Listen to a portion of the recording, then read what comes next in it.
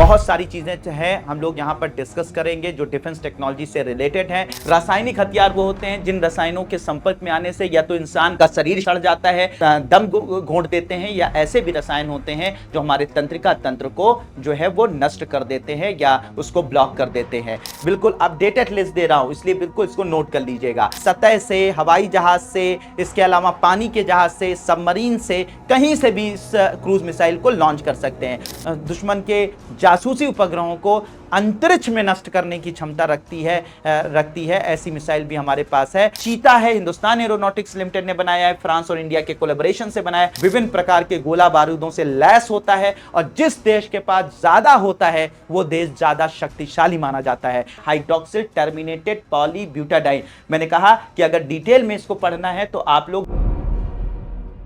Hello बच्चों, कैसे हैं आप सब? यूपीएससी 2026 के संभव बैच के तीसरे लेक्चर में आप सबका स्वागत है। आज हम लोग जो टॉपिक पढ़ेंगे बहुत इंपॉर्टेंट है, एग्जामिनेशन में इससे बहुत सारे सवाल बनते आए हैं। तो नाम है इस टॉपिक का रक्षा प्रौद्योगिकी डिफेंस टेक्नोलॉजी। तो हम लोग बिना टाइम गंवाए आगे बढ़ते हैं और क्लास को शुरू करते हैं और हम लोग बात करते हैं किसके बारे में?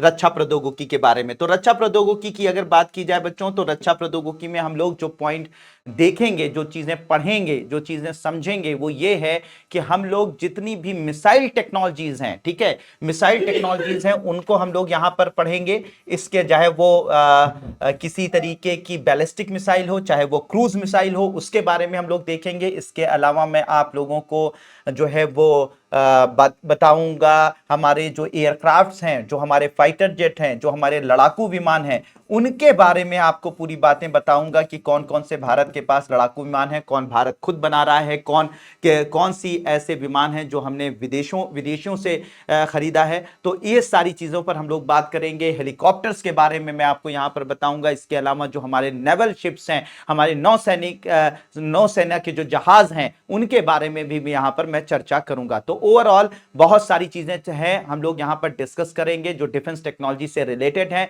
रक्षा प्रौद्योगिकी से रिलेटेड हैं, उन सबको यहां पर मैं डिस्कस करूंगा।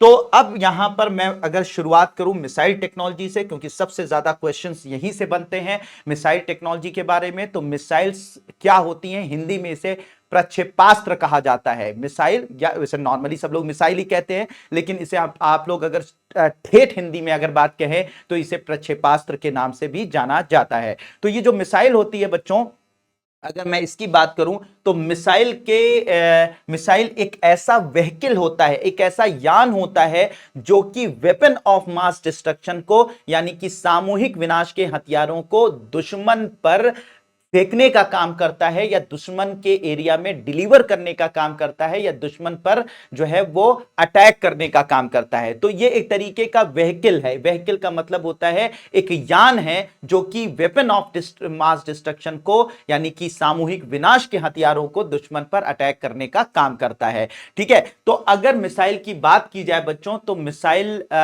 पर डिस्कस करें हम लोग, तो ये क्या डिलीवर करती है? जैसा मैंने अभी आप लोगों को बताया, तो ये डिलीवर करती है WMD। मैंने अभी बोला WMD का मतलब होता है वेपन ऑफ मास डिस्ट्रक्शन, यानी कि सामूहिक विनाश के हथियार। हिंदी में से क्या बोलते हैं बच्चों? सामूहिक विनाश के हथियार। ठीक है, सामूहिक विनाश के हथियार। नाम से ही पता चल रहा है कि सामूहिक विनाश के हथियारों का मतलब क्या होता है कि यानी कि जो समूह में नाश करें, यानी कि बहुत सारे लोगों की जान ले, तो ऐसे हथियारों को हम सामूहिक विनाश का हथियार या वेपन ऑफ मास डिस्ट्रक्शन के नाम से जानते हैं बच्चों। ठीक है, अब ये सामूहिक विनाश के हथियारों में होता क्या है? सामूहिक विनाश के हथियारों में परमाणु बम होते हैं। ठीक है, परमाणु बम जो है वो सामूहिक विनाश का हथियार होता है। इसके अलावा जो हाइड्रोजन बम होते हैं, ये भी सामूहिक विनाश के हथियारों की कैटेगरी में आता है। इसके अलावा कुछ रासायनिक हथियार होते हैं।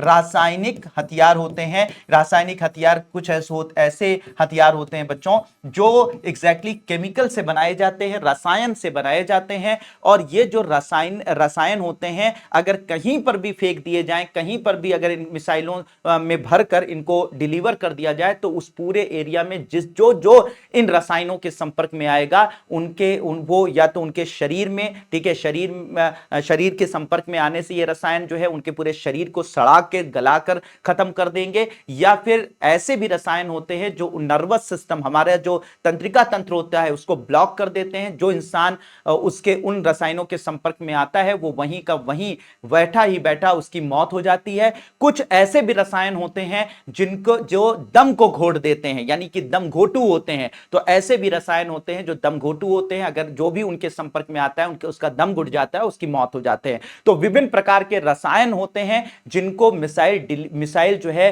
वो डिलीवर करती है उस एरिया में, दुश्मन के एरिया में, जहां पे ज्यादा से ज्यादा लोग जो उस रसायन के संपर्क में आते हैं उनकी उसके संपर्क में आने की वजह से मौत हो जाती है। ठीक है, तो परमाणु बम के बारे में आप जानते हैं, हाइड्रोजन बम के बारे में जानते हैं। ये अगर कहीं पर गिरते हैं तो लाखों लोगों को एक साथ मार देते हैं। रासायनिक हथियार वो होते हैं जिन रसायनों के संपर्क में आने से या तो इंसान का शरीर सड़ जाता है, या उसका ऐसे रसायन होते हैं जो दम घोंट देते हैं, या ऐसे भी रसायन होते हैं जो हमारे तंत्रिका तंत्र को जो है वो नष्ट कर देते हैं या उसको ब्लॉक कर देते हैं। इसके अलावा कुछ जैविक हथियार होते हैं जो डिलीवर किए जाते हैं, यानी जिनको रख कर जो है इन मिसाइलों से हमला किया जाता है, जिसको मिसाइलों के अंदर रख कर हम हमला करते हैं। तो जैविक हथियार भी होते हैं। अब ये जैविक हथियार क्या होते हैं? जैविक हथियार का मतलब ये होता है कि बीमारी फैलाने वाले जो विषाणु होते हैं, वायरस जिसे कहा जाता है, या कुछ ऐसे बैक्टीरिया यानी कि जीवाणु होते हैं जो कि बीमारी फैला सकते हैं, या इनसे बने हुए जो केमिकल्स होते हैं जिन्हें बायोटॉक्सिन्स बोलते हैं या जैव विष कहा जाता है, वो भी जैविक हथियारों के अंतर्गत आते हैं। तो जैविक हथियार को भी हम मिसाइलों की मदद से दुश्मन पर अटैक करने का काम करते हैं। ठीक है, जिसमें बीमारी फैलाने वाले विषाणु होते हैं, जीवाणु होते हैं और जैव विष होते हैं, जिनकी मदद से हम दुश्मन पर अटैक करते हैं और ज्यादा से ज्यादा लोगों की इससे मृत्यु होती है। ठीक है, तो क्या मैंने बताया बच्चों कि मिसाइल एक ऐसे व्हीकल, एक ऐसे यान होते हैं जो सामूहिक विनाश के हथियारों को दुश्मन पर अटैक करने में हम इनकी मदद लेते हैं। सामूहिक विनाश के हथियार यानी कि वेपन ऑफ मास डिस्ट्रक्शन क्या होता है? परमाणु बम, हाइड्रोजन बम, रासायनिक हथियार, जैविक हथियार, ये सब जो हैं वेपन ऑफ मास डिस्ट्रक्शन के अंतर्गत आते हैं। ठीक है बच्चों, तो अब ये जो मिसाइल होती है बच्चों, मिसाइल को अगर हम बात करें तो मिसाइल जो है अपने पाथ के आधार पर, यानी कि अपना जो रास्ता तय करती है उस आधार पर अगर हम मिसाइल को डिस्ट्रीब्यूट करें तो दो तरीके की मिसाइलें होती हैं बच्चों, बिल्कुल अच्छी तरीके से समझने की कोशिश करिएगा। ठीक है, एक होती है बैलिस्टिक मिसाइल। क्या बोला जाता है उसको बच्चों? बैलिस्टिक मिसाइल कहा जाता है। ये जो बैलिस्टिक मिसाइल होती है ये कैसे काम करती है? तो याद रखिएगा, ये जो बैलिस्टिक मिसाइल होती है जब इसे को लॉन्च किया जाता है बच्चों, तो ये एक पैराबोलिक पाथ यानी कि परवलयाकार रास्ता अपनाती है, ऐसे गिरती है। ठीक है, यहां से ये लॉन्च होती है तो बिल्कुल परवलयाकार रास्ता अपनाते हुए, पैराबोलिक पाथवे अपनाते हुए और अपने दुश्मन पर अटैक करने का काम करती है। तो ऐसी मिसाइलें जो फिक्स रास्ता अपनाती हैं, एक निश्चित रास्ता अपनाती हैं, ठीक है, परवलयाकार रास्ता अपनाती हैं, पैराबोलिक पाथवे अपनाती हैं, तो ऐसी मिसाइलों को बच्चों बैलिस्टिक मिसाइल के नाम से जाना जाता है। ठीक है, तो दूसरी जो मिसाइल होती है बच्चों, जिसे हम लोग क्या बोलते हैं? क्रूज मिसाइल कहा जाता है। क्रूज मिसाइल का मामला क्या होता है? पथ के आधार पर अगर देखा जाए तो इसका कोई फिक्स रास्ता, इसकी कोई तय रास्ता नहीं होता है। एक बार मिसाइल लॉन्च हुई तो मिसाइल ऊपर जाने के बाद नीचे भी आ सकती है, ऊपर फिर जा सकती है, दाएं बाएं करते हुए ये अपने लक्ष्य तक पहुंचती है। कोई निश्चित रास्ता नहीं होता है, जैसी सिचुएशन, जैसा रास्ता उसको मिलता जाता है, वो जीपीएस से कंट्रोल होकर, जीपीएस से गाइड होकर वो अपने लक्ष्य तक पहुंचती है और अटैक करने का काम करती है। तो ऐसी मिसाइल जिसका कोई निश्चित रास्ता नहीं होता है, ठीक है, और निश्चित रास्ता नहीं होता है, वो बस टारगेट तक किसी भी तरह पहुंचकर अटैक करने का काम करती है, उसे हम लोग क्रूज मिसाइल कहते हैं। तो बेसिक डिफरेंस ये होता है, बैलिस्टिक मिसाइल एक निश्चित पथ को अपनाती है, क्रूज मिसाइल एक निश्चित पथ को ना अपनाकर जो है वो अटैक करने का काम करती है बच्चों। तो बेसिक फर्क ये होता है। अब अगर मैं बैलिस्टिक मिसाइल की बात करूं तो बैलिस्टिक मिसाइल को पहले हम लोग समझेंगे, फिर हम लोग क्रूज मिसाइल को डिटेल में समझेंगे। ठीक है, बेसिक आइडिया आपको मैंने दे दिया। अब हम लोग बैलिस्टिक मिसाइल को समझेंगे, फिर उसके बाद क्रूज मिसाइल को समझेंगे, फिर भारतीय एग्जांपल बैलिस्टिक मिसाइल के देखेंगे, फिर क्रूज मिसाइल के भारतीय एग्जांपल देखेंगे। पूरी की पूरी लिस्ट मैं आप लोगों को यहां पर दे दूंगा जो आपको कहीं किताबों में नहीं मिलेगी, और साथ ही साथ अपडेटेड लिस्ट दूंगा आपको यहां पर। ठीक है, अपडेटेड, बिल्कुल करंट अफेयर के साथ। समझ में आ रही बात? अब बात करते हैं बच्चों मिसाइल, हम लोग बैलिस्टिक मिसाइल को डिटेल में समझते हैं। तो बच्चों बैलिस्टिक मिसाइल की अगर बात की जाए तो बैलिस्टिक मिसाइल की अगर मैं यहां पर चर्चा करूं तो इसे हम लोग समझने की कोशिश करते हैं। तो ये जो बैलिस्टिक मिसाइल होती है वो मान लीजिए कुछ इस तरीके की मौजूद है।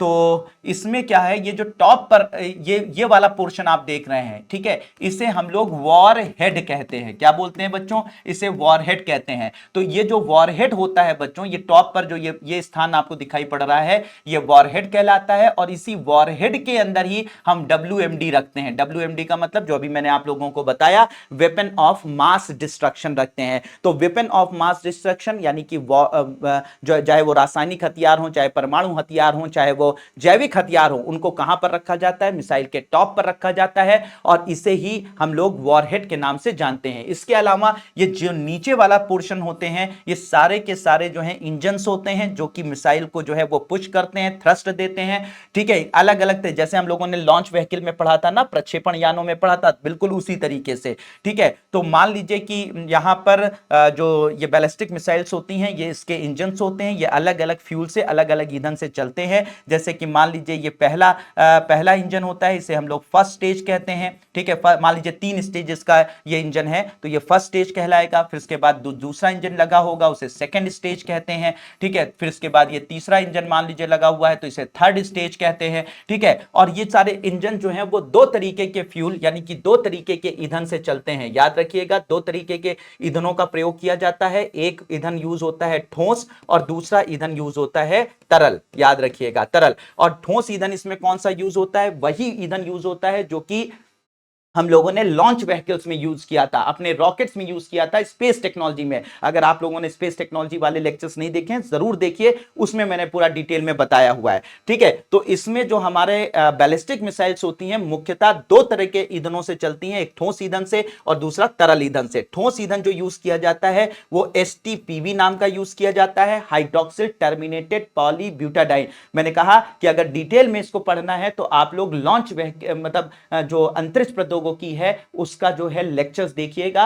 2 लेक्चर्स ऑलरेडी दिए जा चुके हैं, उसमें मैंने डिटेल में बताया, वहां पर उसको देखिएगा, ठीक है। मैं यहां पर बस आपको एक बार समरी बता दे रहा हूं, ठीक है, एक मतलब शॉर्ट में बता दे रहा हूं, ठीक है। तो ठोस ईंधन जो यूज करते हैं वो STPB है, हाइड्रोक्सिल टर्मिनेटेड पॉलीब्यूटाडाइन है। और तरल ईंधन जो हम इसमें यूज करते हैं वो ज्यादातर UDMH यूज करते हैं, अनसिमेट्रिकल डाइमिथाइल हाइड्राजीन यूज करते हैं, ठीक है। तो याद रखिएगा, मैंने आप लोगों को बताया कि जो बैलिस्टिक मिसाइल होती है बच्चों, वो बैलिस्टिक मिसाइल होती है वो 2 तरीके की ईंधनों से चलती है, एक ठोस ईंधन STPB, तरल ईंधन UDMH से हम लोग इसको लॉन्च करते हैं, ठीक है। अच्छा, इसमें कोई फिक्स नहीं होता है कि फर्स्ट स्टेज जो है वो सॉलिड है तो फिर लिक्विड आए, फिर वो सॉलिड आए, ऐसा नहीं होता है। हो सकता है 3 की तीनों स्टेजेस सॉलिड फ्यूल से चले, ठीक है, ठोस ईंधन से चले, हो सकता है तीनों जो है तरल ईंधन से चले, या हो सकता है कि एक ठोस ईंधन लगाया जाए, दूसरा तरल ईंधन लगाया जाए। तो ये हमारे लॉन्च व्हीकल जैसा नहीं होता है कि सेट है कि पहला ठोस ईंधन लगेगा, फिर तरल ईंधन लगेगा, फिर ठोस लगेगा, फिर तरल लगेगा, ऐसा नहीं है,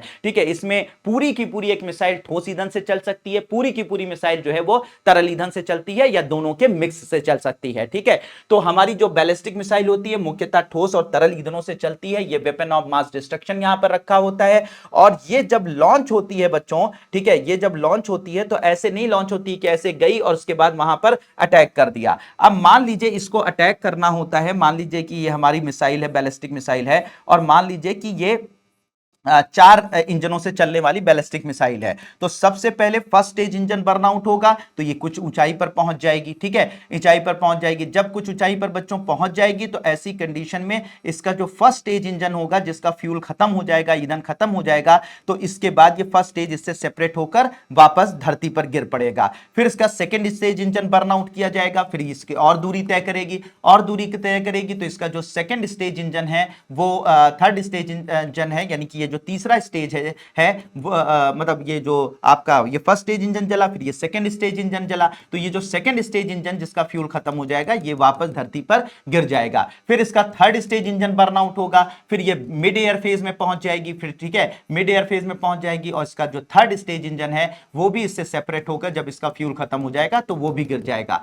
फिर क्या होता है, ये फोर्थ स्टेज इंजन को बर्न आउट करती है, और जब बर्न आउट करेगी, मान लीजिए 4 स्टेज की है तब, ठीक है, 4 स्टेज बर्न आउट करेगी, फिर ये और आगे बढ़ेगी, और जब और आगे बढ़ेगी तो फाइनली इसका फोर्थ स्टेज इंजन भी इससे सेपरेट हो जाएगा, ठीक है, इससे सेपरेट हो जाएगा, और सिर्फ क्या बचेगा बच्चों, वॉरहेड बचेगा, यानी कि वॉरहेड ही इसमें बचता है, ठीक है। अब ये जो वॉरहेड है ये बहुत ऊंचाई पर, धरती से बहुत ऊंचाई पर पहुंच चुका है, लगभग हो सकता है 1200 किलोमीटर की ऊंचाई पर मतलब स्पेस में पहुंच चुका हो, हमारे ऊंचाई पर पहुंच चुका हो। अब वहां से क्या होता है कि जो ग्रेविटी होती है बच्चों, ग्रेविटी इसे धरती की तरफ खींचती है, ठीक है। अब ये जो वॉरहेड ही यहां पर बचा, अब ये वॉरहेड जो है वो धरती की तरफ गिरता है, और जब धरती की तरफ गिरता है बच्चों तो बहुत तेजी से ग्रेविटी इसे अपनी तरफ खींचती है, और जब ग्रेविटी इसे अपनी तरफ से खींचती है तो लगातार इसमें एक्सेलरेशन होता है, त्वरण उत्पन्न होता है, यानी कि इसकी गति इसका जो वेग है बढ़ता जाता है, बढ़ता जाता है, बढ़ता जाता है, लगातार बढ़ता जाता है, और बहुत तेजी से, यानी कि 1200 किलोमीटर की ऊंचाई से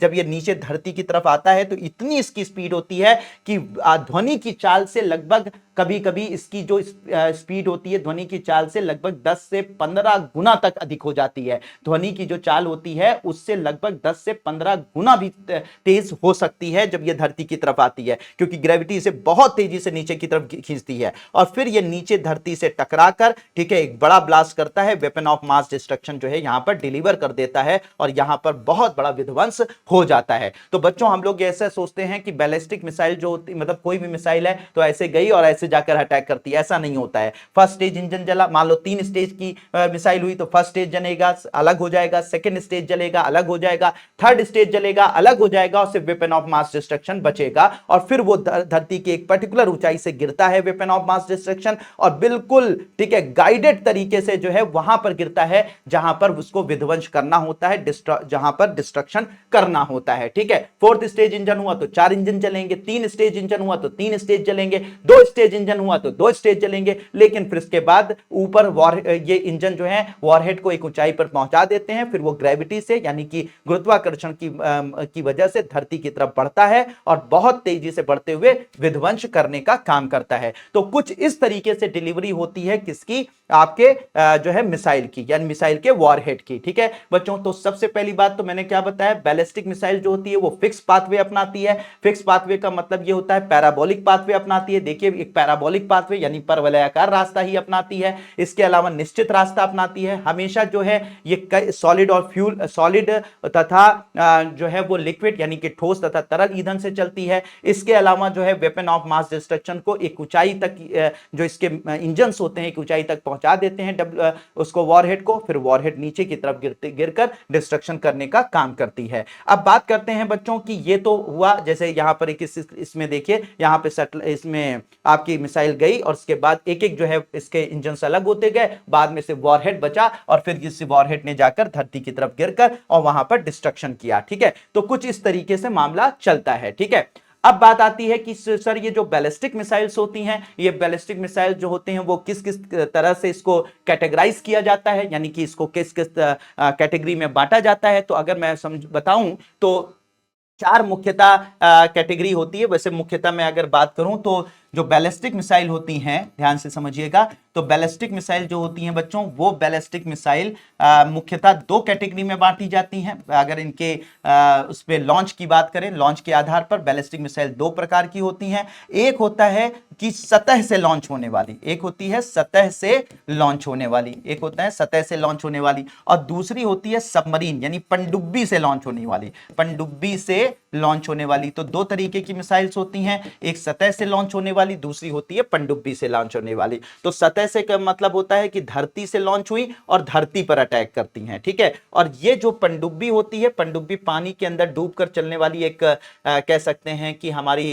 जो है नेवल वेसल होती है, यानी कि हमारे नौसैनिक जहाज होता है जो पानी के अंदर चलता है, जिसे हम लोग पनडुब्बी बोलते हैं। तो इस पनडुब्बी से लॉन्च होती है और सतह पर हमला करती है। तो वो सतह से हमला करती, सतह से लॉन्च होकर सतह पर हमला करती है, और ये पनडुब्बी पानी के अंदर से लॉन्च होती है और सतह पर हमला करती है। तो इसे पनडुब्बी से लॉन्च कहते हैं और इसे सतह से लॉन्च कहते हैं, ठीक है। तो बैलिस्टिक मिसाइल सतह से लॉन्च होने वाली जो होती हैं वो 4 कैटेगरी में बांटा जाता है उन्हें। एक होता है छोटी दूरी का प्रक्षेपात, दूसरा होता है मध्यम दूरी का प्रक्षेपात, तीसरा होता है लंबी दूरी का प्रक्षेपात, और चौथा होता है अंतर महाद्वीपीय प्रक्षेपात, ठीक है, अंतर महाद्वीपीय। अब इसको अगर हम लोग ध्यान से समझें तो सतह से लॉन्च होने वाले की कैटेगरी में कौन कौन से हमारे आते हैं उसको थोड़ा सा ध्यान में हम लोग देख लें।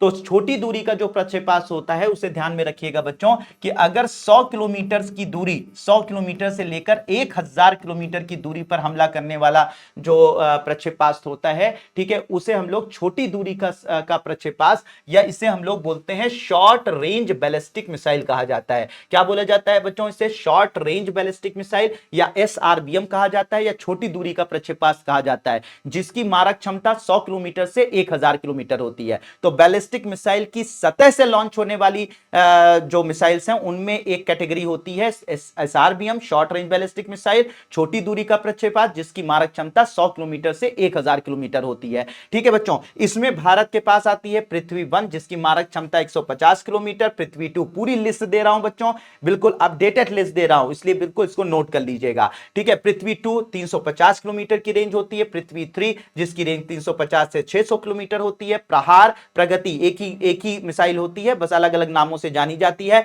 प्रहार प्रगति 150 किलोमीटर की रेंज होती है, अग्नि 1 मिसाइल 750 से 1250 किलोमीटर की रेंज होती है और धनुष जो है उसी जिसकी रेंज 300 किलोमीटर है। इसके अलावा अभी लेटेस्ट हम लोगों ने लॉन्च करी है प्रलय मिसाइल, ये भी जो है शॉर्ट रेंज बैलिस्टिक मिसाइल है, 500 किलोमीटर की रेंज है। पेलोड का मतलब कितना जो है भार, यानी कितना वेपन ऑफ मास डिस्ट्रक्शन ये ले जा सकती है। ठीक है, ले जा सकती है। तो ओवरऑल ये प्रलय मिसाइल है जो अभी लेटेस्ट हम लोगों ने लॉन्च किया है, 500 किलोमीटर की रेंज होती है। ठीक है, फिर उसके बाद आ जाता है बच्चों मध्यम दूरी का प्रक्षेपास्त्र। मध्यम दूरी का प्रक्षेपास्त्र को इंग्लिश में बोलते हैं medium range ballistic missile, medium range ballistic missile कहते हैं। इसकी रेंज जो है 1000 किलोमीटर से लेकर लगभग 3500 किलोमीटर होती है। ठीक है, 3500 kilometre medium range ballistic missile, 1000 से 3500 किलोमीटर की रेंज। इसमें हमारे भारत के पास है अग्नि 2 है। ठीक है, जिसकी रेंज 2000 से लगभग 3500 किलोमीटर के करीब होती है। ठीक है, इसके बाद लंबी दूरी का प्रक्षेपास्त्र जिसे हम लोग बोलते हैं IRBM,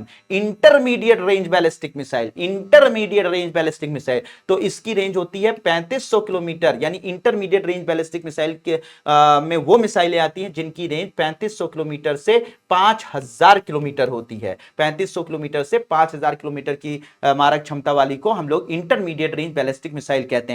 इसमें दो हमारे पास अग्नि 3 और अग्नि 4 मौजूद है। अग्नि 3 जो है उसकी रेंज 3500 से लगभग 5000 किलोमीटर के करीब होती है और अग्नि 4 की लगभग अब 4000 किलोमीटर है। पहले 3000 थी, अब अपडेट करके 4000 किलोमीटर की हो गई है। तो ये दो मिसाइल अग्नि 3, अग्नि 4 ये इंटरमीडिएट रेंज बैलिस्टिक मिसाइल कहलाती हैं। ठीक है, कहलाती हैं। इसके बाद अभी हम लोगों ने हाल फिलहाल बच्चों एक मिसाइल अग्नि प्राइम जो है वो लॉन्च करी है। ये मीडियम रेंज बैलिस्टिक मिसाइल की कैटेगरी में आती है। इसकी रेंज 1000 से 2000 किलोमीटर है। तो मीडियम रेंज बैलिस्टिक मिसाइल में हमारे पास अग्नि 2 थी और अब हमारे पास अग्नि प्राइम भी हो गई है। कौन सी हो गई है? अग्नि प्राइम भी हो गई है। तो इसकी भी जो मारक क्षमता है वो कितनी है बच्चों? 1000 से 2000 किलोमीटर के बीच में है। ठीक है, अग्नि प्राइम की मारक क्षमता 1000 से 2000 किलोमीटर के बीच में है। ध्यान से समझिएगा। तो अब हमारे पास अग्नि 2 भी है और अग्नि प्राइम नाम की भी मीडियम रेंज बैलिस्टिक मिसाइल है। इसके बाद नेक्स्ट कैटेगरी जो हमारे भारत के पास है वो है आपकी ICBM। ICBM का मतलब इंटर कॉन्टिनेंटल बैलिस्टिक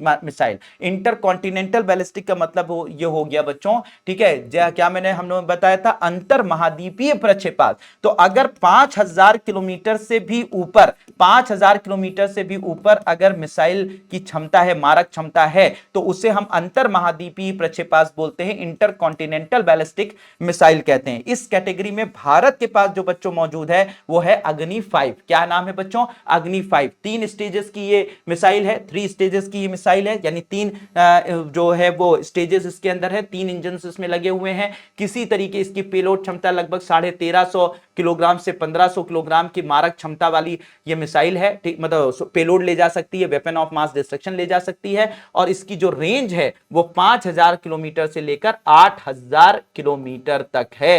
यानी कि इसकी मारक क्षमता कितनी है बच्चों? 5000 से लेकर 8000 किलोमीटर की मारक क्षमता है। तो इंटरकॉन्टिनेंटल बैलिस्टिक मिसाइल में जो हमारे पास एक है वो है अग्नि 5 है, 5000 से 8000 किलोमीटर की मारक क्षमता वाली है। ठीक है, ये जितना बड़ा आप लोग एरिया स्क्रीन पर देख रहे हैं ये पूरा का पूरा लगभग रशिया है, लगभग आधे से ज्यादा यूरोप है, आधे से ज्यादा अफ्रीका है, ये लगभग पूरे साउथ एशियन कंट्रीज हैं, इतने बड़े एरिया को ये सिर्फ 20 मिनट के अंदर परमाणु बम से तबाह कर सकती है। ये ताकत है अग्नि 5 की बच्चों, ठीक है। तो ये हमारे पास सबसे बेहतरीन जो मिसाइल है बच्चों, वो है हमारे पास अग्नि 5 है, ठीक है। तो होप कि बच्चों ये बात आप लोगों को समझ में आ गई होगी। अब यहां पर हम लोग बात कर रहे हैं कि ये तो हमारी सतह से लॉन्च होने वाली ये 4 कैटेगरी थी, वो मैंने बता दी आप लोगों को। उसके अंदर पूरी अपडेटेड कैटेगरी मैंने आप लोगों को बता दी। इसके बाद जो है बैलिस्टिक मिसाइल की जो दूसरी कैटेगरी है वो है पनडुब्बी से लॉन्च होने वाली और सतह पर हमला करने वाली बैलिस्टिक मिसाइल, ठीक है।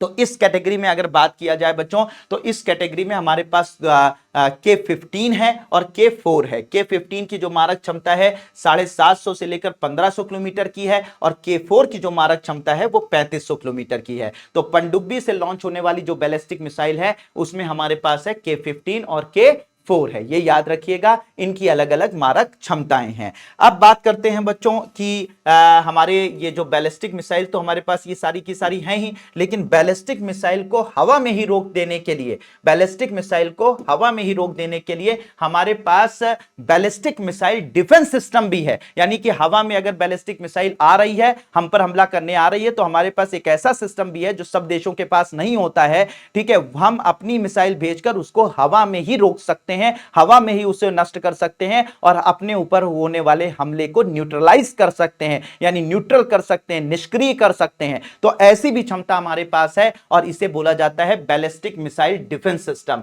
क्या बोला जाता है? BMD कहा जाता है, बैलिस्टिक मिसाइल डिफेंस सिस्टम, या भारतीय मिसाइल रक्षा प्रणाली कहा जाता है, या बैलिस्टिक मिसाइल जो है वो प्रतिरक्षा प्रणाली भी इसे कहा जाता है। बैलिस्टिक मिसाइल डिफेंस सिस्टम के नाम से इसे जाना जाता है। तो दुश्मन की मिसाइल यहां से लॉन्च हुई और यहां से हमने अपनी मिसाइल अपने रडार से गाइड करके भेजी और इसको हवा में ही नष्ट करके दिखा दिया, करके उसको निष्क्रिय कर दिया, तो इसे बोला जाता है बैलिस्टिक मिसाइल डिफेंस सिस्टम या भारतीय मिसाइल रक्षा प्रणाली, ठीक है। ये दो तरीके की भारत के पास मौजूद है बच्चों। एक है पृथ्वी एयर डिफेंस कहा जाता है या प्रद्युम्न एयर डिफेंस कहा जाता है। अगर दुश्मन की मिसाइल 80 किलोमीटर की ऊंचाई पर है, 80 किलोमीटर के एल्टीट्यूड पर है, ठीक है, 80 किलोमीटर के एल्टीट्यूड पर है, तब हम लोग यूज करते हैं पृथ्वी वायु रक्षा या प्रद्युम्न वायु रक्षा प्रणाली का उपयोग करते हैं। और इसमें जो मिसाइल हमारी दुश्मन की मिसाइल को हवा में नष्ट करती है उसे बोलते हैं बच्चों इंटरसेप्टर मिसाइल। क्या कहा जाता है बच्चों? Interceptor missile. तो इंटरसेप्टर मिसाइल वो होती हैं जो रडार से गाइडेड होती हैं और जाकर दुश्मन की मिसाइल को नष्ट कर देती हैं। तो भारत के पास 80 किलोमीटर की ऊंचाई पर अगर दुश्मन की मिसाइल है तो वहां पर नष्ट करने के लिए हम लोग पृथ्वी वायु रक्षा प्रणाली, प्रद्युम्न वायु रक्षा प्रणाली का उपयोग करते हैं। और इसमें जो इंटरसेप्टर मिसाइल की तरह यूज करते हैं वो करते हैं पृथ्वी मिसाइल, ठीक है, याद रखिएगा, पृथ्वी मिसाइल। तो पृथ्वी मिसाइल को ही हम लोग मॉडिफाई कर लेते हैं और इसी मॉडिफाइड पृथ्वी मिसाइल को हम लोग यूज करते हैं एज अ इंटरसेप्टर मिसाइल, जो हवा में जाकर दुश्मन की मिसाइल को 80 किलोमीटर के अराउंड एल्टीट्यूड पर मारकर गिरा देती है, ठीक है। इसके अलावा अगर दुश्मन की मिसाइल मेरे प्यारे बच्चों अगर 30 किलोमीटर की ऊंचाई पर है, यानी बहुत नीचे आ चुकी है, तो ऐसी कंडीशन में हम लोग जो मिसाइल इंटरसेप्टर मिसाइल यूज करते हैं, इंटरसेप्टर मिसाइल यूज करेंगे, उसमें हम एक विशेष मिसाइल यूज करते हैं एज अ इंटरसेप्टर मिसाइल। उसे हम लोग क्या बोलते हैं? आपका अश्विन। क्या नाम है उस मिसाइल का? अश्विन मिसाइल नाम है, अश्विन मिसाइल। तो इंटरसेप्टर मिसाइल जो यूज करते हैं 30 किलोमीटर के अराउंड में, उसे अश्विन मिसाइल कहा जाता है, अश्विन इंटरसेप्टर मिसाइल कहा जाता है। और इस तरीके का जो डिफेंस सिस्टम है जिसमें हम 30 किलोमीटर की ऊंचाई पर या 30 किलोमीटर के एल्टीट्यूड पर दुश्मन की मिसाइल को मारकर गिरा देते हैं, जहां पर इंटरसेप्टर मिसाइल अश्विन का यूज करते हैं, उसे कहा जाता है एडवांस्ड एयर डिफेंस या अश्विन एयर डिफेंस के नाम से उसे जाना जाता है। उन्नत वायु रक्षा प्रणाली अश्विन वायु रक्षा प्रणाली के नाम से जाना जाता है। तो भारत जो है वो दुश्मन की मिसाइल को, दुश्मन की खास करके बैलिस्टिक मिसाइल को हवा में नष्ट कर सकता है। 30 किलोमीटर की ऊंचाई पर हो या 80 किलोमीटर की ऊंचाई पर हो, 30 किलोमीटर की ऊंचाई पर हम यूज करेंगे आपके AAD यानी एडवांस एयर डिफेंस या अश्विन एयर डिफेंस। और अगर हम लोग 80 किलोमीटर की ऊंचाई पर दुश्मन की मिसाइल है तो वहां पर हम लोग यूज करेंगे प्रद्युम्न एयर डिफेंस या पृथ्वी एयर डिफेंस का उपयोग करते हैं, ठीक है, जिसमें अलग अलग तरीके टाइप की इंटरसेप्टर मिसाइल का यूज किया जाता है। तो बच्चों ये बात बिल्कुल क्लियर हो चुकी होगी। इसके अलावा अभी आपके दिमाग में चल रहा है सर अभी हम लोगों ने सुना था जब भारत पाकिस्तान की लड़ाई हो रही थी तो हम लोगों ने S-400 के बारे में सुना था, वो क्या है? बेटा वो भी है, लेकिन एग्जैक्टली वो मल्टीपल जो है वो अटैक्स को रोक सकती है। मतलब कि चाहे जो हम लोग S-400 है वो हमारा नहीं है, हमने खुद नहीं डेवलप किया, बल्कि हमने उसको रशिया से लिया है और इसको मल्टीपल, सिर्फ बैलिस्टिक मिसाइल के लिए नहीं बल्कि मल्टीपल तरीके से इसका उपयोग कर सकते हैं। चाहे वो फाइटर जेट्स हो तो उनको भी हवा में मारकर गिरा सकते हैं, कोई ड्रोन हमला हो तो उसको मारकर गिरा सकते हैं, और मिसाइलों को भी मारकर गिराने की क्षमता होती है ऐसी वायु रक्षा प्रणाली में,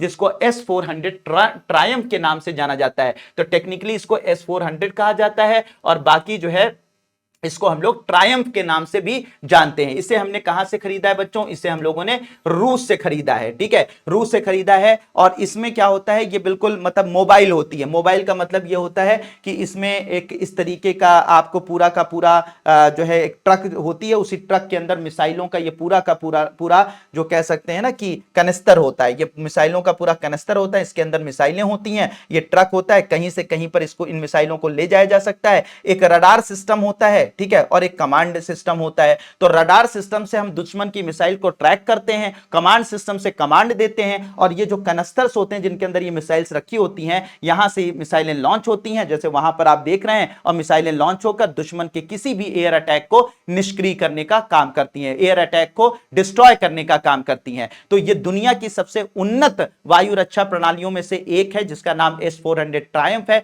जिसे हम लोगों ने रशिया से लिया था, जिसका उपयोग अभी भारत पाकिस्तान जो कन्फ्लिक्ट हुआ था उसमें हम लोगों ने यूज किया था। इसमें 3 तरीके की मिसाइलों का यूज किया जाता है। 9M96 का यूज किया जाता है, 120 किलोमीटर की इसकी रेंज है। 489N6 का यूज किया जाता है, जिसकी 250 किलोमीटर की रेंज है, और 40N6 का यूज किया जाता है, जिससे 400 जिसकी रेंज जो है वो 400 किलोमीटर की है। मतलब यह है कि हमारी जो इस S-400 में मिसाइलें जो मैक्सिमम रेंज की है वो 400 किलोमीटर की है। 400 किलोमीटर पर अटैक करके दुश्मन के टारगेट को हवा में ही नष्ट करने की क्षमता रखती हैं। ठीक है, तो ये हमारे पास है, लेकिन इसको हम लोगों ने रशिया से खरीदा था। इसी तरीके का जो सिस्टम है वो इजराइल के पास भी है, जिसके बारे में आप काफी सुनते रहते हैं, जिसका नाम आयरन डोम है। ठीक है, आयरन डोम है जो फिलिस्तीनी गुट हमास पर हम लोग को निष्क्रिय करने के लिए इसका यूज किया जाता है। इसी तरीके से अमेरिका के पास भी मौजूद है, जिसका नाम है थाड। थाड का फुल फॉर्म है terminal high altitude area defence. तो जैसे हमारा S-400 है, वैसे अमेरिका के पास थाड है और इजराइल के पास आयरन डोम है। ठीक है, ये भी उसी तरीके की वायु रक्षा प्रणालियां हैं जिनका उपयोग किया जाता है। इजराइल का आयरन डोम इसी तरह से काम करता है जैसे हमारा S-400 काम करता है, हवा में मारकर गिरा देता है। इसी तरीके से अमेरिका का थाड है। ठीक है, इसी तरीके एक और हम लोग अभी एक वायु रक्षा प्रणाली हम लोग ने डेवलप की है, ठीक है, जिसको हम आकाश तीर के नाम से जानते हैं। ठीक है, भारत के DRDO ने इसे डेवलप किया है। सरफेस टू एयर मिसाइल का इसमें यूज करते हैं, और साथ ही साथ लड़ाकू विमान, ड्रोन, हेलीकॉप्टर, क्रूज मिसाइलों को हम इससे जो है हवा में ही डिस्ट्रॉय कर सकते हैं। इसका नाम आकाश तीर है। आकाश तीर वेपन सिस्टम इसे कहा जा रहा है। तो इसमें सतह से हवा मिसाइल रक्षा प्रणाली है। भारतीय सेना और भारतीय वायु सेना के लिए इसको विकसित किया जा रहा है। इसके टेस्ट हुए हैं, काफी सफल रहा है। ठीक है, इसके बाद ये एयर डिफेंस सिस्टम रहा। अब बात करते हैं बच्चों क्रूज मिसाइल के बारे में। तो क्रूज मिसाइल के बारे में मैंने पहले ही बता दिया कि क्रूज मिसाइल्स बच्चों क्या है कि इसमें कोई फिक्स पाथवे नहीं होता है। ऊपर गई फिर ये नीचे भी आ सकती हैं, ऊपर नीचे दाएं बाएं करते हुए ये अपने टारगेट तक पहुंचती हैं और टारगेट को डिस्ट्रॉय कर देती हैं। तो कोई फिक्स टारगेट, इनका फिक्स रास्ता नहीं होता, फिक्स पाथ नहीं होता। ये जो है वो सतह के करीब से उड़ान भरती हैं। सतह के करीब से मतलब यह है कि लगभग ये 400 मीटर से लेकर 4 किलोमीटर की ऊंचाई पर, एल्टीट्यूड पर ये उड़ान भर सकती हैं। तो याद रखिएगा बच्चों कि ये पहले तो बात तो ये है कि क्रूज मिसाइलों को हमला करने के लिए कोई फिक्स रास्ता नहीं होता है। बहुत ही लो हाइट पर, लो एल्टीट्यूड पर उड़ान भरती हैं। 400 मीटर से लेकर 4 किलोमीटर के एल्टीट्यूड पर उड़ान भरने का काम करती हैं। इसके अलावा ये किसी तरीके के वेपन को भी ले जा सकती हैं, चाहे वो कन्वेंशनल वेपन हो, चाहे वो वेपन ऑफ मास डिस्ट्रक्शन हो, किसी भी तरीके के वेपन को ले जा सकने में ये सक्षम होती हैं। इसके अलावा जीपीएस गाइडेड होती हैं, जीपीएस से इनको गाइड किया जाता रहता है। इसके अलावा जो है इसके बात की जाए तो इसमें विशेष प्रकार के क्रायोजेनिक इंजन का भी यूज किया जाता है। क्रायोजेनिक इंजन भी मैंने पढ़ाए हैं आपको, जब लॉन्च व्हीकल पढ़ाया था स्पेस टेक्नोलॉजी में तो वहां पर डिटेल में बताया था। तो क्रायोजेनिक इंजन जिसमें एग्जैक्टली हम लोग तरल हाइड्रोजन का उपयोग करते हैं एज अ ईंधन की तरह से, और उसको जलाने के लिए एज अ ऑक्सीडाइजर, ऑक्सीकारक की तरह यूज करते हैं, तरल ऑक्सीजन का उपयोग करते हैं। ठीक है, तो उस इस तरीके के क्रायोजेनिक इंजन का उपयोग जो है वो क्रूज मिसाइलों के अंदर किया जाता है। क्रूज मिसाइलों की अगर बात करें हम लोग, ठीक है, देखिए ऐसे उड़ान भरी इसने और इसके बाद अपने रास्ते को अपनाते हुए रास्ता तय करते हुए और जाकर दुश्मन की जगह पर इसने weapon of mass destruction deliver कर दिया। ठीक है, कुछ इस तरीके से ये लॉन्च होती है। अब बच्चों इसको जो कैटेगराइज किया जाता है, अच्छा एक और खास बात होती है कि ये सिर्फ सतह से नहीं लॉन्च होती है, सबमरीन से ही नहीं लॉन्च होती क्रूज मिसाइल, बल्कि सतह से, हवाई जहाज से, इसके अलावा पानी के जहाज से, सबमरीन से, कहीं से भी इस क्रूज मिसाइल को लॉन्च कर सकते हैं। और एक और खास बात यह होती है कि इसकी कोई बहुत ज्यादातर जो मिसाइलें होती हैं, क्रूज मिसाइलें होती हैं, बहुत लंबी रेंज की नहीं होती हैं। ठीक है, इनकी रेंज कंपैरेटिवली कम होती है। ठीक है, तो एक तो कहीं से भी लॉन्च हो सकती हैं, दूसरा जो है इनकी जो रेंज होती है कंपैरेटिवली बैलिस्टिक मिसाइल से थोड़ा कम ही होती है। ठीक है, कुछ मिसाइलें हैं जो लंबी रेंज की होती है लेकिन ज्यादातर छोटी रेंज की ही होती हैं। ठीक है, अब मैंने आपको बताया था पिछले उसमें कि जो है इसको जो कैटेगराइज किया जाता है वो कैटेगराइज किया जाता है सबसोनिक, सुपरसोनिक और साथ ही साथ हाइपरसोनिक कैटेगरी के अंदर। अब सबसोनिक, हाइपरसोनिक कैटेगरी तो मैंने पहले भी समझाया है, फिर से बता दे रहा हूं कि जो आपका साउंड की स्पीड होती है वो लगभग 332 मीटर प्रति सेकंड होती है। इसे हम लोग 1 मैक कहा जाता है। ये ध्वनि की चाल होती है आपके 0 डिग्री सेल्सियस पर हवा में। तो हवा में 0 डिग्री सेल्सियस पर ध्वनि की जो चाल होती है 332 मीटर प्रति सेकंड होती है। इसे हम लोग 1 मैक कहते हैं, 1 मैक कहा जाता है। तो अगर कोई भी मिसाइल है या कोई भी फाइटर जेट है, अगर उसकी चाल 1 मैक के बराबर हो जाए, यानी 332 मीटर प्रति सेकंड के बराबर हो जाए, या उसके 2 गुनी हो जाए, 3 गुनी हो जाए, 4 गुनी हो जाए, 5 गुनी तक हो जाए, यानी 1 मैक से 5 मैक तक की अगर स्पीड है किसी भी ऑब्जेक्ट की, चाहे वो फाइटर जेट हो चाहे वो मिसाइल हो, तो उसे हम लोग सुपरसोनिक कहते हैं। क्या बोलते हैं बच्चों? सुपरसोनिक कैटेगरी में रखते हैं। अगर 1 मैक से कम है तो इसे क्या बोलते हैं हम लोग? सबसोनिक कहते हैं। बिल्कुल बात समझ लीजिएगा, सबसोनिक कहते हैं। और अगर 5 मैक से भी ज्यादा है तो ऐसी मिसाइलों को, ऐसे फाइटर जेट को हम लोग हाइपरसोनिक कैटेगरी के अंदर रखते हैं। तो ये बात समझ लीजिएगा बच्चों, अगर साउंड की यानी ध्वनि की चाल के बराबर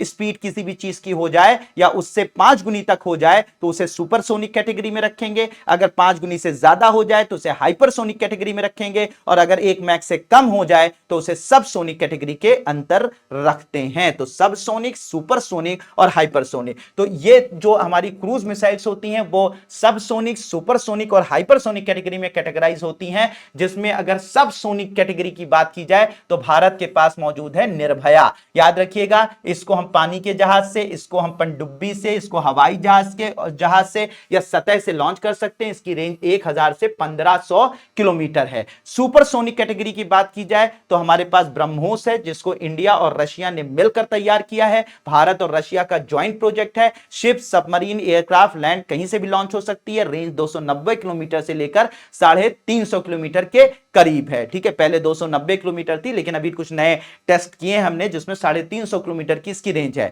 हाइपरसोनिक क्रूज मिसाइल कैटेगरी में हमारे पास मौजूद है ब्रह्मोस 2, जिसको हम लोग इस वक्त टेस्ट कर रहे हैं, ट्रायल कर रहे हैं। इसको भी कहीं से भी लॉन्च किया जा सकता है। इसकी रेंज 300 किलोमीटर से लेकर 1000 किलोमीटर के करीब है। ठीक है, तो ये 3 कैटेगरी में हमारे पास 3 मिसाइलें हैं, सुपर सबसोनिक, सुपरसोनिक और हाइपरसोनिक में। अभी हमने कुछ मिसाइल, एक मिसाइल और टेस्ट की है जिसका नाम है LRLACM, long range land attack cruise missile. Long range land attack cruise missile, जिसको DRDO ने इसका सफल परीक्षण किया है। यह निर्भया का स्थान लेगा। जो निर्भया यह सबसोनिक वाली है ना, तो सबसोनिक वाली का यह स्थान लेगा, यानी इसको रिप्लेस करेगा। ठीक है, तो निर्भया को हम मॉडर्नाइज करके थोड़ा सा मतलब इसको बेहतर करके हम लोग जो है इसको डेवलप कर रहे हैं। LRLACM को डेवलप कर रहे हैं। इसकी रेंज लगभग 1000 किलोमीटर होगी और इसको कहीं से भी लॉन्च किया जा सकता है। तो इसका पहला ट्रायल हम लोगों ने सफल कर लिया है, सफल परीक्षण कंप्लीट हो चुका है। ठीक है बच्चों, फिर उसके बाद ये इस तरीके से बच्चों बेसिक हम लोगों के क्लियर हो गए कि मिसाइल जो होती हैं वो बैलिस्टिक होती हैं और क्रूज होती हैं। बैलिस्टिक मिसाइल में जितनी भी कैटेगरी होती हैं, दो कैटेगरी, सतह से लॉन्च होने वाली, सबमरीन से लॉन्च होने वाली। फिर सतह से लॉन्च होने में जो 4 कैटेगरी थी उनको मैंने डिस्ट्रीब्यूट कर दिया और उसकी सारे एग्जाम्पल आप लोगों को दे दिए। फिर सबमरीन से लॉन्च होने वाली किस एग्जाम्पल आप लोगों को दे दिए। फिर क्रूज मिसाइल क्या होती है उसको बताया। फिर क्रूज मिसाइल को जो 3 कैटेगरी में डिस्ट्रीब्यूट किया गया है वो क्या होती हैं और उसमें उसके एग्जाम्पल आप लोगों को दे दिए। साथ ही साथ बैलिस्टिक मिसाइल डिफेंस के बारे में आपको मैंने बता दिया। तो ये सारी चीजें मैंने बच्चों आप लोगों को बता दी, ये सारी चीजें मैंने आप लोगों को बच्चों समझा दी। अब आगे बात करते हैं बच्चों कुछ ऐसी मिसाइलों को जो बैलिस्टिक मिसाइल और क्रूज मिसाइल से अलग होती हैं। बैलिस्टिक मिसाइल और क्रूज मिसाइल से वो अलग होती हैं और वो टैक्टिकल तरीके से उनका उपयोग किया जाता है, जैसे कि सरफेस टू एयर मिसाइल। मान लीजिए हवा में दुश्मन का जहाज आ रहा है, फाइटर जेट्स आ रहे हैं, तो ऐसी कंडीशन में हम अपने रडार सिस्टम से पता कर लेते हैं कि दुश्मन का जहाज आ रहा है और अपनी मिसाइलों को लॉन्च करके हवा में दुश्मन के जहाज को मारकर गिरा देते हैं। तो सतह से हवा में मार करके में मार करने वाली जो मिसाइल होती हैं उन्हें बोलते हैं सैम मिसाइल। सैम मिसाइल का मतलब surface to air missile. Surface to air missile या सतह से हवा में मार करने वाली मिसाइल। तो ऐसी कंडीशन में हमारे पास जो मौजूद है वो एग्जैक्टली आकाश है। ठीक है, आकाश मिसाइल है। ये जो आकाश मिसाइल है, ये आकाश मिसाइल जो है लगभग 40 किलोमीटर की रेंज है इसकी, और ये सतह से हवा में मार करके जो है दुश्मन के जहाजों को मारकर गिरा सकती है। इसमें जो हमारे पास मिसाइल है कौन सी है? आकाश है। ठीक है, 40 किलोमीटर के करीब इसकी रेंज है। इसके अलावा अभी हम लोग आकाश एनजी भी डेवलप कर रहे हैं, न्यू जनरेशन या नेक्स्ट जनरेशन, जिसकी रेंज थोड़ी सी हमने बढ़ाई है। ठीक है, इसके अलावा अगर बात की जाए बच्चों तो हमारे पास कुछ और भी मिसाइलें जो हम सतह से हवा में मार करने वाली डेवलप कर रहे हैं, जिसमें QRSAM है, quick reaction surface to air missile है, जिसकी रेंज 30 किलोमीटर के करीब है, 10 किलोमीटर की ऊंचाई पर जा सकती है, 30 किलोमीटर की दूरी पर जा सकती है। ठीक है, दूसरी हम डेवलप कर रहे हैं VLSRACM vertical launch short range surface to air missile, जिसकी रेंज 50 किलोमीटर है, एल्टीट्यूड 10 किलोमीटर के करीब है। एक हम डेवलप कर रहे हैं SAMAR air defence system surface to air missile for assured retaliation. Short range surface to air missile है, लगभग 12 से 40 किलोमीटर की रेंज है और 10 किलोमीटर के एल्टीट्यूड पर हम उड़ान भर सकते हैं। MI यहां पर जो लिखा है वो माइल है। ठीक है, हम लोग किलोमीटर में चीजों को नापते हैं तो हम किलोमीटर के हिसाब से समझते हैं। ठीक है, तो ये सब हम अभी डेवलप कर रहे हैं। बाकी जो है हमारे पास आकाश भी मौजूद है और साथ ही साथ आकाश का न्यू जनरेशन भी हम डेवलप कर चुके हैं जो सतह से हवा में मार करती है। इसके अलावा बच्चों बात की जाए हवा से हवा में मार करने वाली, हवा से हवा में मार करने वाली का मतलब यह होता है कि आपके जो फाइटर जेट्स होते हैं, जो आपके लड़ाकू विमान होते हैं बच्चों, उनके अंदर हम इस मिसाइल को फिट करते हैं। ये मिसाइल के अंदर ये हमारे लड़ाकू विमानों में फिट रहती हैं और दुश्मन के हवाई जहाज पर ये हमारे हवाई जहाज से हमला करती हैं। तो हमारे हवाई जहाज दुश्मन के जहाज पर इसे छोड़ते हैं और ये पीछा करते हुए दौड़ाकर इनको मारकर डिस्ट्रॉय करती हैं। तो इसे बोलते हैं एयर टू एयर मिसाइल, हवा से हवा में मार करने वाली मिसाइल इसे कहा जाता है। ठीक है, इस कैटेगरी में हमारे पास जो सबसे उन्नत मिसाइल है उसका नाम अस्त्रा है। अस्त्रा मिसाइल हवा से हवा में मार करने वाली मिसाइल है। हमारे फाइटर जेट्स में उसको लगाया जाता है, हमारे जो है लड़ाकू विमानों में लगाया जाता है इसको, और वो दुश्मन के दांत खट्टे करने का काम करती है। तो इसमें जो हमारे पास है वो है अस्त्रा MK1, यानी कि इसका टाइप 1 है, जो इसकी रेंज 110 किलोमीटर के करीब है। अस्त्रा का MK2 हम डेवलप कर रहे हैं, जिसकी रेंज 160 किलोमीटर है, मैक 4.5 यानी कि ध्वनि की चाल से लगभग 4.5 गुना तेजी से ये सारी उड़ान भरती हैं। इसके बाद अस्त्रा MK3 मिसाइल जो हम डेवलप कर रहे हैं, इसकी रेंज जो है 350 किलोमीटर है। तो लगभग 110 से 350 किलोमीटर की रेंज की अस्त्रा ये मिसाइल है, जो कि हमारे फाइटर जेट्स में यूज की जाती हैं और हवा से हवा में मार करती हैं। ठीक है, तो ये बात आपको होप कि बच्चों समझ में आ गई होगी। फिर उसके बाद हम लोगों के पास एक मिसाइल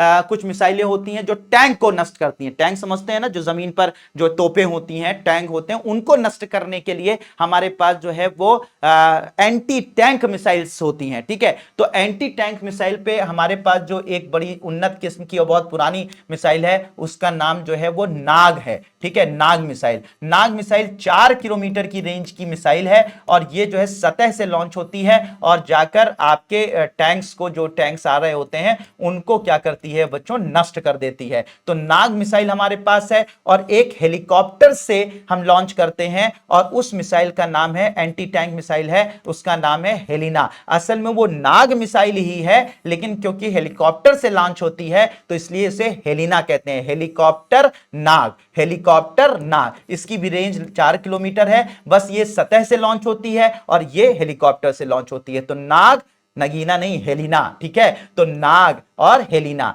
नाग मिसाइल हेलिना हेलीकॉप्टर से लॉन्च हो तो हेलिना कहलाती है। तो दोनों की किलोमीटर, दो रेंज जो है 4 किलोमीटर है। अभी हम लोगों ने एक एंटी टैंक मिसाइल जो है वो टेस्ट की है जिसका नाम MPATGM रखा है, man portable anti tank guided missile रखा है। इसकी जो रेंज है वो 200 मीटर से 4 किलोमीटर है। इसकी खास बात ये होती है कि इसको दो जो हमारे आर्मी पर्सनल्स होते हैं, जो हमारे सेना के जवान होते हैं, वो 2 लोग इसको कैरी कर सकते हैं, यानी कि पोर्टेबल है, इसको कॉम्पैक्ट होती है, मोड़कर मतलब इसको जो है इसका जो लॉन्चर वगैरह है वो सही से कॉम्पैक्ट तरीके से रखा जा सकता है। 2 लोग इसको आपस में ढोकर कहीं पर भी ले जा सकते हैं, कहीं भी रख सकते हैं और कहीं से भी लॉन्च कर सकते हैं, जैसे आप यहां पर चित्र में देख रहे हैं। तो MPATGM के नाम से इसे जाना जाता है। इसकी जो रेंज है वो 200 मीटर से 4 किलोमीटर है, एंटी टैंक मिसाइल है, ठीक है। इसके अलावा भारत के पास बच्चों क्षमता है एंटी सैटेलाइट मिसाइल की भी। एंटी सैटेलाइट मिसाइल यानी कि हवा में उड़ रहे किसी भी जासूसी उपग्रह को, किसी भी दुश्मन के जासूसी उपग्रह को यह हवा में नष्ट करने की क्षमता हमारे पास। ऐसी मिसाइलें भी मौजूद हैं जो लो अर्थ ऑर्बिट में, निम्न भूकक्षा में किसी दुश्मन के दुश्मन के जासूसी उपग्रहों को अंतरिक्ष में नष्ट करने की क्षमता रखती है। ऐसी मिसाइल भी हमारे पास है और ऐसी मिसाइल असल में पृथ्वी मिसाइल का ही मॉडिफाइड वर्जन है। और हमने ये कारनामा किया 27 मार्च 2019 को, और हमने हवा में, स्पेस में जो है वो दुश्मन के मिसाइल, दुश्मन के सैटेलाइट को, जासूसी उपग्रह को, जासूसी उपग्रह को, जो जासूसी करने वाले उपग्रह थे, उनको अंतरिक्ष में नष्ट करने की क्षमता का प्रदर्शन हम लोगों ने 27 मार्च 2019 को किया और इसे मिशन शक्ति कहा गया, जिसमें हम जो है वो अपनी कह सकते हैं पृथ्वी नाम की मिसाइल को ही हमने मॉडिफाई किया और टारगेट किया जो है वो अब लो अर्थ ऑर्बिट में, अंतरिक्ष की निम्न भूकक्षा में, वहां पर टारगेट करके हमने दुश्मन की मिसाइल सैटेलाइट को जो है जासूसी उपग्रह को मारकर गिराने की क्षमता का प्रदर्शन किया। दुनिया के चौथे देश हम हैं जिनके पास ये क्षमता मौजूद है। चाइना है, इंडिया है, रशिया है और यूनाइटेड स्टेट्स। सिर्फ 4 देश दुनिया में हैं जो कि दुश्मन के जासूसी उपग्रह को अंतरिक्ष में टारगेट करके नष्ट कर सकते हैं। तो भारत के पास भी यह क्षमता है। भारत ने इसको टेस्ट 2019 में किया था जो पूरी तरह से सफल रहा था। नाम था इसका मिशन शक्ति नाम था, ठीक है। अब हम लोग बात करेंगे तेजस विमान की, यानी अब हम लोग विमानों के बारे में बात करते हैं। मिसाइल की बातें बहुत हो गई, अब विमानों की बात अगर करें तो हमारे पास भारत का खुद का बनाया हुआ अगर एक विमान है जिसको भारत ने खुद बनाया है, इंडिजिनस टेक्नोलॉजी से बनाया है, देसी तकनीक से बनाया है, तो नाम है तेजस विमान, ठीक है। अगर मैं तेजस के स्पेसिफिकेशंस की बात करूं तो इसको भारत के हिंदुस्तान एरोनॉटिक्स लिमिटेड ने यानी कि HAL ने बनाया है।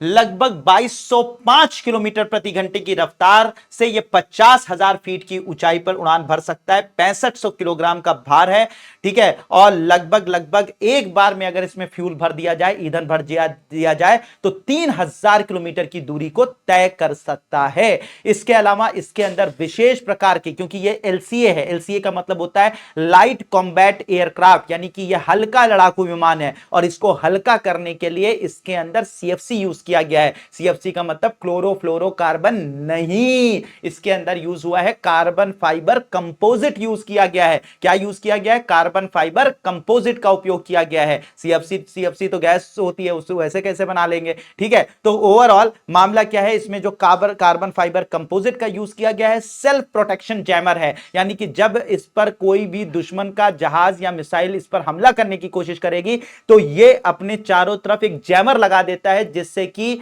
कोई भी मिसाइल इसको ट्रैक नहीं कर पाएगी और फाइनली ये अपने आप को बचाकर वहां से निकल जाएगा। इसके अलावा इसकी ये कई मिसाइलों से लैस है, यानी डिफरेंट टाइप की मिसाइलें जो हैं बियॉन्ड विजुअल रेंज मिसाइल से ये लैस इसको किया गया है। अगर हवा में इसका फ्यूल खत्म हो जाता है, ईंधन खत्म हो जाता है, तो ये दूसरे विमान के साथ कनेक्ट होकर हवा में ही रिफ्यूलिंग कर सकता है, हवा में ही तेल भर सकता है। यह भी क्षमता इसके अंदर मौजूद है। और इसके अंदर जो है विभिन्न प्रकार के हथियारों को ये ले जा सकता है, यह ग्राउंड पर अटैक कर सकता है, हथियारों की मदद से हवा में दुश्मन के जहाज को दौड़ाकर मार सकता है, और इसके अलावा जो है दुश्मन के जहाजों को खदेड़ सकता है। तो इन क्षमताओं वाला ये हमारे पास तेजस है, ठीक है, तेजस मौजूद है हमारे इंडियन एयरफोर्स में, यह अब शामिल कर लिया गया है। इसके अलावा 2025 में इसी साल जो है हम लोगों ने एक नए विमान को प्रोजेक्ट किया है कि इस साल हम जो है वो एक हम लोगों ने प्रोजेक्ट किया है कि अगले 2028 से 30 तक हम एक नया इंडिजिनस भारतीय विमान खुद बना लेंगे और उसका नाम रखा है अमका, एडवांस मीडियम कॉम्बैट एयरक्राफ्ट नाम दिया है।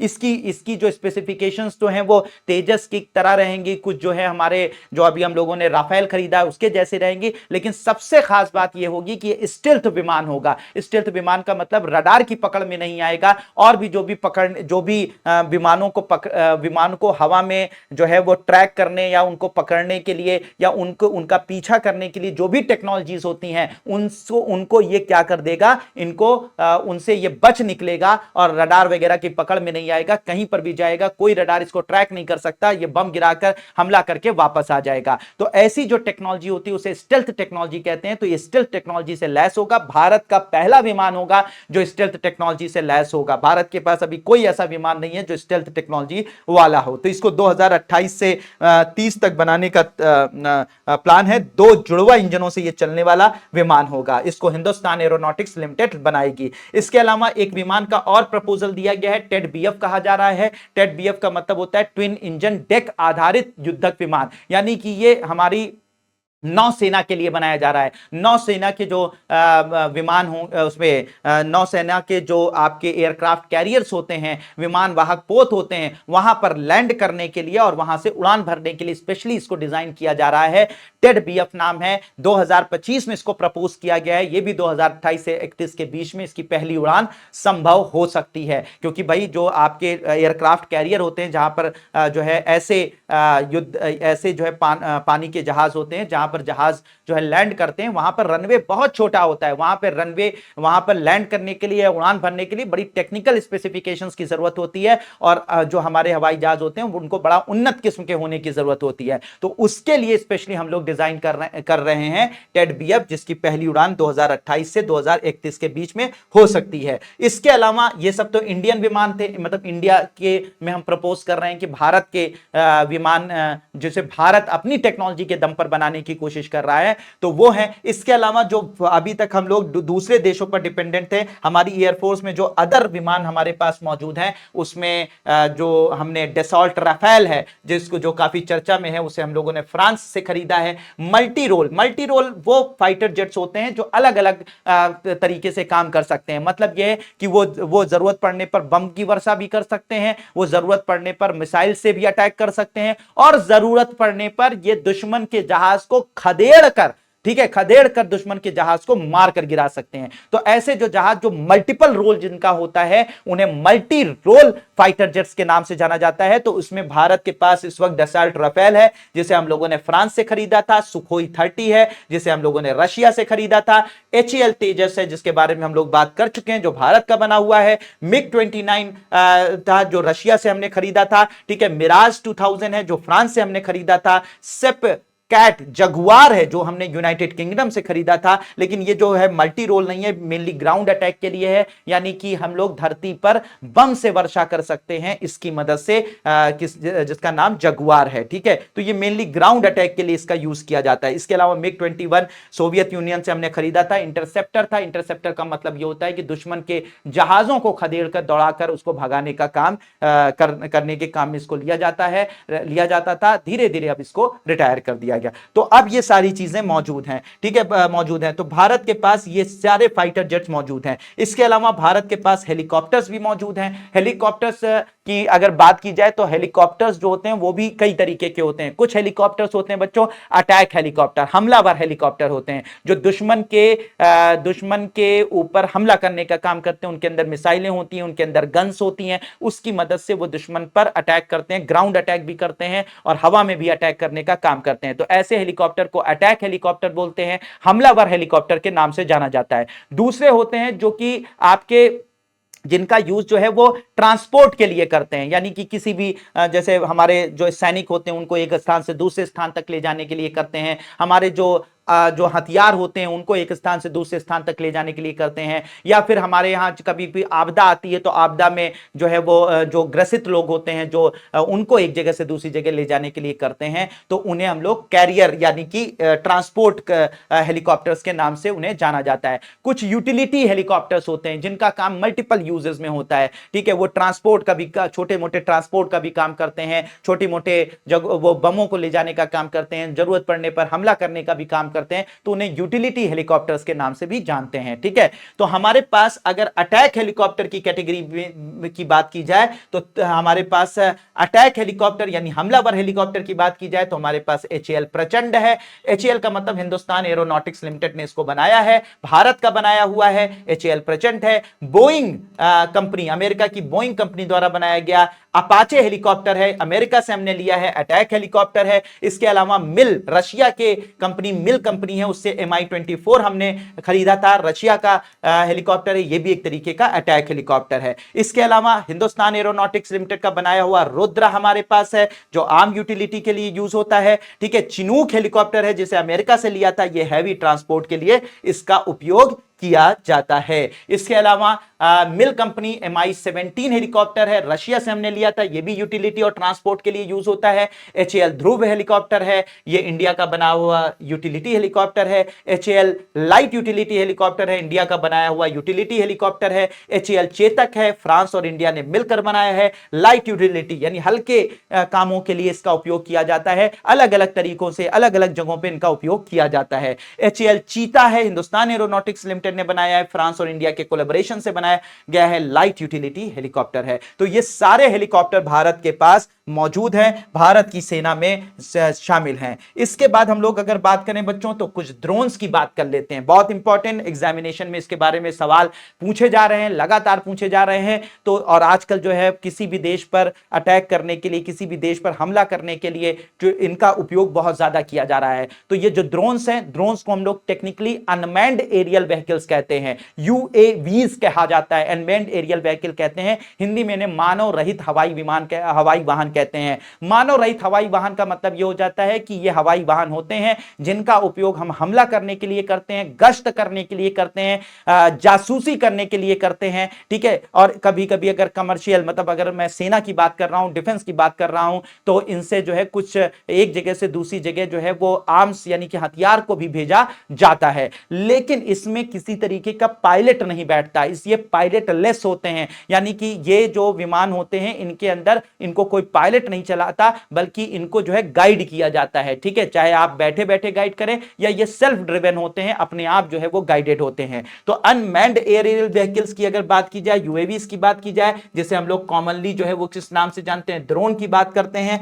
ड्रोन की बात करते हैं तो ड्रोन जो है वो दो तरीके के मेनली होते हैं, एक होते हैं VTOL UAVs, vertical take off and landing. Vertical take off landing का मतलब यह हुआ कि ये आपका सतह हुई तो सतह से ऐसे सीधे लॉन्च हो जाएंगे, ठीक है, सतह ऐसे सीधे लॉन्च हो जाएंगे। तो ऐसे UAVs को बोला जाता है vertical take off and landing, यानी कि ये सतह से ऐसे सीधे वर्टिकली जो है वो उड़ान भरेंगे और वर्टिकली ऐसे लैंड हो जाएंगे, वर्टिकली उड़ान भरेंगे, वर्टिकली लैंड हो जाएंगे, ठीक है। इनमें जो है वो पहिए वगैरह नहीं लगे होते हैं, इनके अंदर क्या होते हैं आपके जो कह सकते हैं कि मतलब रोटर्स लगे होते हैं, ठीक है। इनके अंदर पंखे लगे होते हैं, तो पंखों की मदद से ये सीधे उठ जाते हैं, सीधे लैंड कर जाते हैं। तो इनकी खास बात क्या होती है, इनको कहीं पर भी लैंड कराने के लिए, कहीं पर जो है लैंड करने के लिए किसी रनवे वगैरह की जरूरत नहीं पड़ती है, ठीक है। लेकिन बहुत भारी जो है हथियार या भारी जो है बम बारूद नहीं ले जा सकते हैं, ये इसकी कमी भी होती है।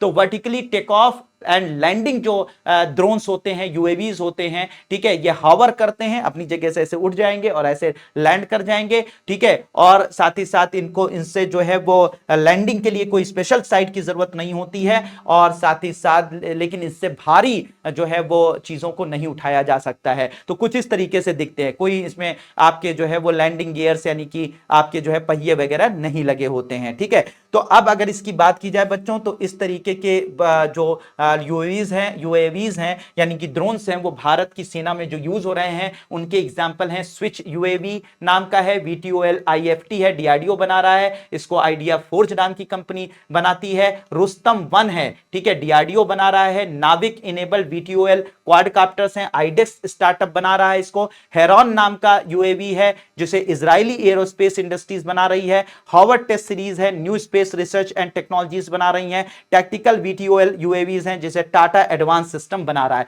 तो ये कुछ यूएवीज हैं, ड्रोन्स हैं जो कि वर्टिकल टेक ऑफ लैंडिंग करने का काम करते हैं। भारत की सेना में कुछ को शामिल किया गया है, कुछ भारत जो है डील कर रहा है, उनको खरीदने की कोशिश कर रहा है, क्योंकि भविष्य में इनका उपयोग जो है वो बढ़ेगा ही, तो इसलिए खरीदने की कोशिश कर रहा है। इसके अलावा जो दूसरे यूएवीज होते हैं बच्चों, वो फिक्स विंग यूएवीज होते हैं। फिक्स विंग यूएवीज का मतलब यह हो जाता है कि इनको जो है वो इनके अंदर जो है वो लैंडिंग गियर्स होते हैं, यानी कि इनके पास पहिए होते हैं। ये किसी भी जगह पर लैंड करने के लिए इनको जो है रनवे की जरूरत होती है, जैसे कि जहाज रनवे पर दौड़कर जो है वो लैंड करते हैं, या जहाज जो है रनवे पर दौड़कर जो है उड़ान भरते हैं, वैसे ही इनको उड़ान भरने के लिए या वहां पर लैंड करने के लिए क्या होता है, एक रनवे की जरूरत होती है, क्योंकि ये पहियों से उड़ान भरते हैं, पहियों से दौड़कर उड़ान भरते हैं, या पहियों से दौड़कर ही ये रनवे पर लैंड करते हैं। इनकी खास बात, इनकी जो निगेटिव बात यह है कि इनको कहीं पर भी उतारना है तो आपको एक अच्छे खासे रनवे की जरूरत होती है, लेकिन अच्छी बात यह है कि ये भारी से भारी जो है वो हथियारों को या भारी से भारी जो है बम वगैरह को अपने साथ कैरी कर सकते हैं, ठीक है। तो जो हमारे vertical take off and landing वाले यूएवीज होते हैं उनका ज्यादातर यूज जो है वो सर्वे वगैरह करने के लिए, जासूसी करने के लिए किया जाता है, लेकिन बम वगैरह की वर्षा करने के लिए हम लोग जो है ये फिक्स विंग्ड यूएवीज जो होते हैं उनका उपयोग करते हैं। एग्जांपल क्या है, हेरॉन। हेरॉन जो है, हेरॉन का एक वर्जन है आपका फिक्स विंग्ड यूएवीज के अंदर भी, ये भी एक प्रकार है हेरॉन का जो कि इंडियन आर्म फोर्सेस जो है यूज कर रही है, और ये क्या है, फिक्स विंग यूएवीज की कैटेगरी में आते हैं। RQ-4 है, ग्लोबल हॉक के नाम से जाना जा रहा है, ये भी जो है फिक्स विंग यूएवी है। DRDO का रुस्तम 2 है, ये भी फिक्स्ड विंग यूएवीज की कैटेगरी में इसको यूज किया जा रहा है, ठीक है। तो ये सब फिक्स विंग यूएवीज हैं जो कि भारत जिनका उपयोग कर रहा है। कुछ यूएवीज होते हैं, ड्रोन्स होते हैं बच्चों, जो कामिकाजी होती हैं, ठीक है, या कामाकाजी होते हैं, या कामिकाजी उसने बोला जाता है, कामाकाजी। ये कामाकाजी जो ड्रोन्स होते हैं ये क्या होते हैं, सेल्फ डिस्ट्रक्टिव होते हैं। मतलब क्या करते हैं कि सुसाइडल ड्रोन इन्हें कहा जाता है। अगर कॉमन भाषा में बात करें तो ये सुसाइडल ड्रोन्स होते हैं, यानी कि ये जाकर किसी भी जगह पर, किसी भी गाड़ी पर, किसी भी बख्तरबंद गाड़ी पर, किसी भी टनल में, ठीक है, और किसी भी फोर्स की कहीं पर मौजूद है, कहीं पर सेना मौजूद है, तो वहां पर ये जाएंगे और जाकर अपने आप को डिस्ट्रक्ट कर देंगे। आत्मघाती होते हैं, यानी वहीं पर जाकर लड़कर उसको अपने आप को डिस्ट्रॉय कर देंगे, अपने आप को क्या कहते हैं, उड़ा देंगे, और साथ ही साथ वहां पर मौजूद जो टनल्स होती हैं, या जो है कह सकते हैं अंडरग्राउंड टनल्स होती हैं, या फिर कोई जहाज है या कोई गाड़ी जा रही है, उन सबको उड़ाकर नष्ट कर देते हैं। तो ये सुसाइडल ड्रोन्स होते हैं, कामाकाजी ड्रोन्स या कामिकाजी ड्रोन्स के नाम से जाना जाता है। बहुत तरीके के हैं इस तरीके के जो भारत जो है जिनको खरीद चुका है, कुछ भारत की सेना उनको खरीदने की कोशिश कर रही है।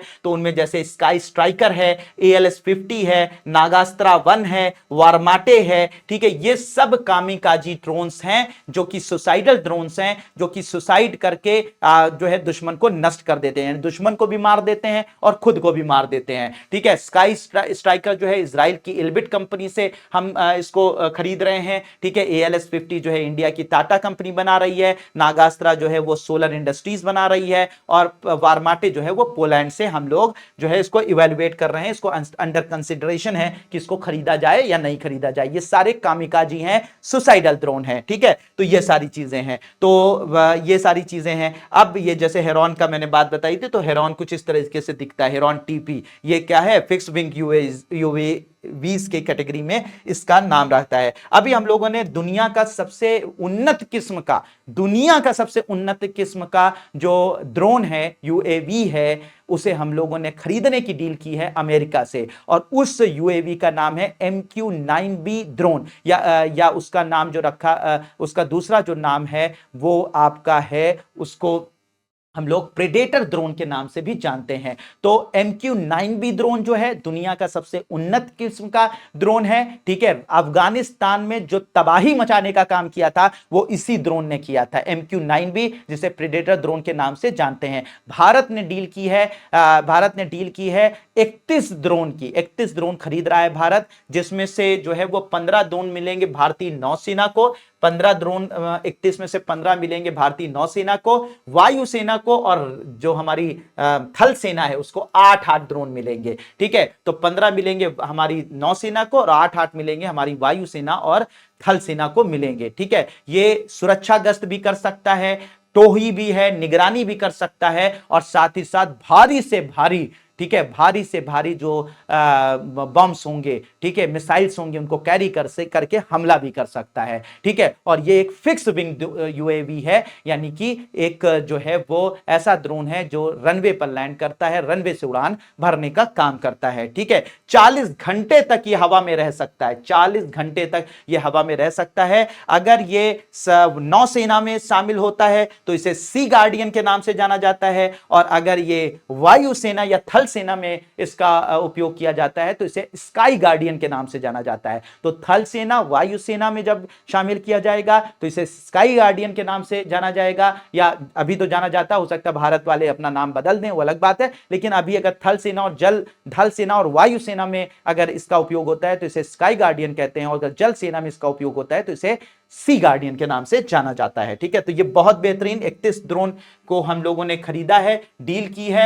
ठीक है, और 31 प्रेडेटर ड्रोनों की हम लोगों ने अमेरिका के साथ। अब बात करते हैं बच्चों एयरक्राफ्ट कैरियर के बारे में। एयरक्राफ्ट कैरियर क्या होते हैं बच्चों? ऐसे विमान वाहक पोत होते हैं जो कि अपने जो बहुत बड़े होते हैं, और ये अपनी सरफेस पर अपने मतलब ये जल नौसैनिक जहाज जो ये होते हैं, इन पर हम जो है फाइटर जेट्स को लैंड करा सकते हैं, फाइटर जेट्स को उड़ान भरवा सकते हैं, यहां पर हेलीकॉप्टर खड़े हो सकते हैं, यहां पर जहाज खड़े हो सकते हैं, विभिन्न प्रकार के गोला बारूदों से लैस होता है, और जिस देश के पास ज्यादा होता है वो देश ज्यादा शक्तिशाली माना जाता है। तो विमान वाहक पोत यानी कि एयरक्राफ्ट कैरियर इन्हें कहा जाता है। देखिए यहां पर एक हवाई जहाज जो है यहां से उड़ान भर रहा है, यहां पे कई फाइटर जेट्स जो हैं खड़े हैं, यहां पे जो है बहुत सारे हेलीकॉप्टर्स खड़े हैं। तो इस तरीके के जो आपके विमान पोत होते हैं, यानी कि आपके नौसैनिक जहाज होते हैं, उन्हें क्या बोला जाता है? उन्हें बोला जाता है विमान वाहक पोत या एयरक्राफ्ट कैरियर के नाम से जाना जाता है। भारत के पास ये दो हैं,